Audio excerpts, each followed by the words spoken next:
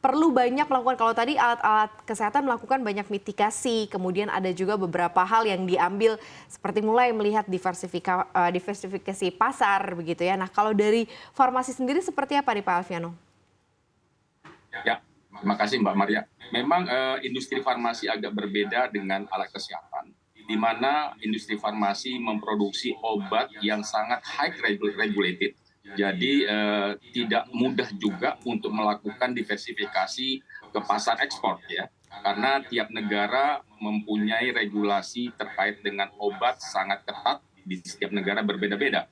Artinya industri farmasi, pelaku usaha industri farmasi melakukan diversifikasi bagaimana di dalam negeri untuk melakukan memilih pasar di pasar swasta marketnya atau di pasar government ya.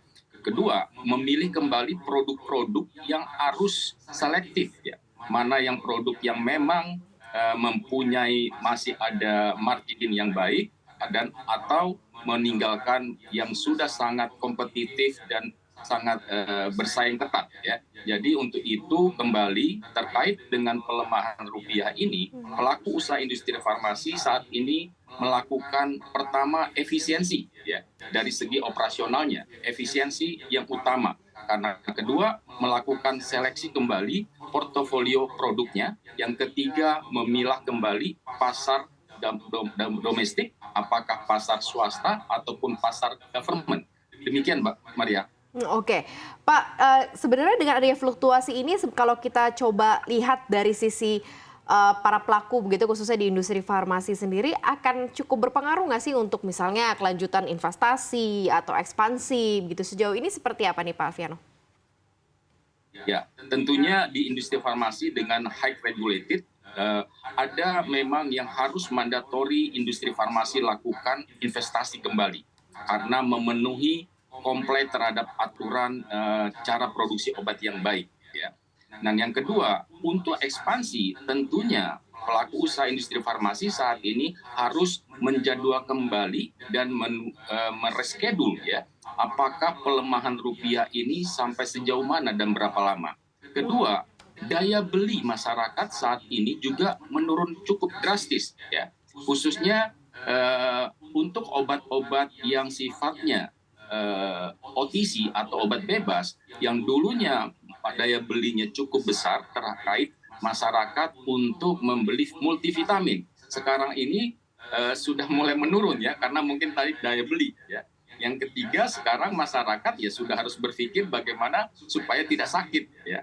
Jadi daya belinya juga menurun, kemudian dampak daripada aturan yang juga sangat ketat sehingga pelaku usaha untuk yang investasi terkait dengan aturan yang harus dilengkapi itu juga dilakukan. Sementara untuk yang ekspansi mungkin menjadwalkan kembali, Mbak Maria.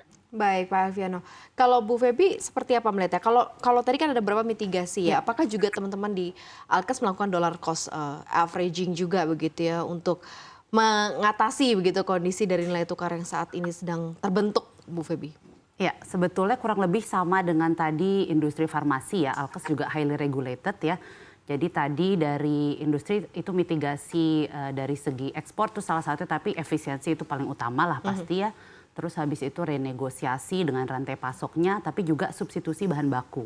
Ini menjadi amat sangat penting. Jadi bahan baku yang impor itu pun juga ditelaah. Apakah bisa disourcing mungkin dari negara yang mata uangnya lebih stabil saat ini ya.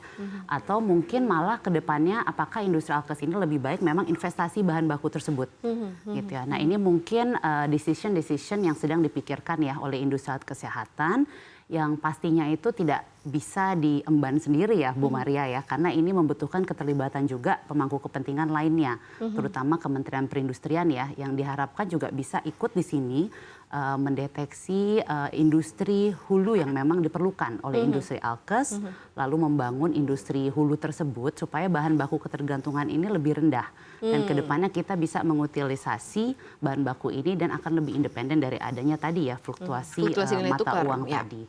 Ya. Kalau dilihat dari sisi demand, Alkes, growth-nya, pertumbuhannya seperti apa sih? Ya. Kalau dulu kan kita melihat bahwa memang, kalau tadi kan sempat Pak Alfiano juga bilang bahwa dulu orang sadar karena ada yang tidak terlihat ya, ada virus, jadi tingkat kesadaran masyarakat dalam menggunakan vitamin segala macam gitu ya, beli masker gitu ya dengan sukarela. Nah ketika kemudian kasus semakin turun, kemudian semakin longgar gitu ya di beberapa sisi. Nah ini seperti apa untuk demand dari alat-alat kesehatan sejauh ini gitu ya, pertumbuhannya di domestik ini seperti apa nih Mbak Elvina? Ya, tadi kembali lagi kalau industri, kalau pasar Alkes itu 70-80% pemerintah, 20% swasta gitu ya.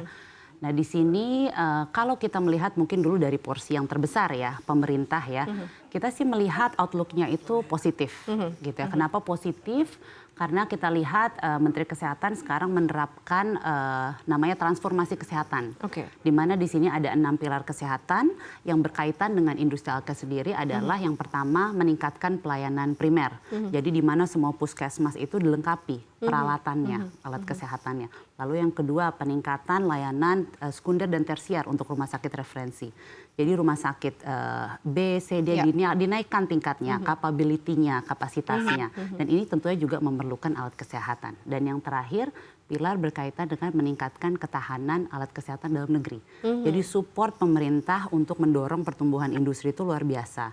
Nah itu dengan inisiasi regulasi yang memihak untuk pembelian produk dalam negeri. Nah jadi sebagai industri Alkes dalam negeri melihat adanya memang regulasi-regulasi yang pro produk dalam negeri dan komitmen yang luar biasa. Jadi seharusnya dan kebutuhannya tadi ya, kebutuhannya juga meningkat. Nah ini seharusnya menimbulkan juga confidence ya, bahkan untuk outlook yang positif tadi. Sedangkan untuk pasar swasta ini juga menjadi yang penting dan sebetulnya kesadaran itu setelah COVID tetap masih ada, Bu Maria. Kesadaran itu ya dan malah sekarang dengan adanya tadi ya regulasi yang memihak lokal, sekarang banyak yang sudah mulai terbiasa dan tumbuh lokal pride-nya gitu ya. Itu bisa dilihat dari rumah sakit, dari user, bahkan dari konsumer ya.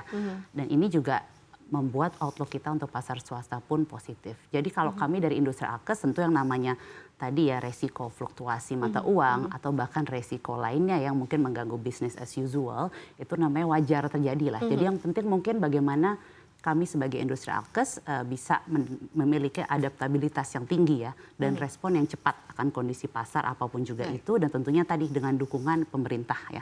Itu dia ya support dari komitmen pemerintah juga ya. Nah Pak Alfiano, Anda melihat prospek bisnis farmasi ini di Indonesia seperti apa sih dengan kondisi saat ini? Terus kemudian perlu nggak sih kemudian pemerintah ini ikut tune in gitu ya, masuk dengan melalui dukungan, mungkin insentif gitu ya, atau apapun gitu ya untuk support industri farmasi, Pak Alfiano? Ya, terima kasih Mbak Maria. Memang industri farmasi memang masih menarik ya, karena apalagi tadi Menteri Kesehatan juga melakukan ada transformasi kesehatan di mana lebih fokus ya, baik itu di bidang alat kesehatan, tenaga kesehatan maupun industri farmasinya terhadap pelayanan kesehatan dan obat-obatannya. Namun demikian memang berbeda industri farmasi dibanding alat kesehatan. Industri farmasi tidak semudah secepat untuk melakukan censos bahan baku obatnya. Karena perubahan apapun terhadap produksi obat itu harus ada tahapan yang untuk kita mendapatkan izin edar baru dari Badan POM. Nah untuk itu memang pelaku usaha industri farmasi ini saat ini memang harus lebih memperhatikan perubahan-perubahan tersebut ya. Nah kemudian yang kita harapkan sebenarnya sudah banyak insentif yang diberikan oleh pemerintah terkait dengan investasi di bidang industri farmasi, baik itu untuk pasar ekspor maupun di dalam negeri, kemudian membangun industrinya di dalam negeri, baik itu bahan baku maupun industri produk jadinya.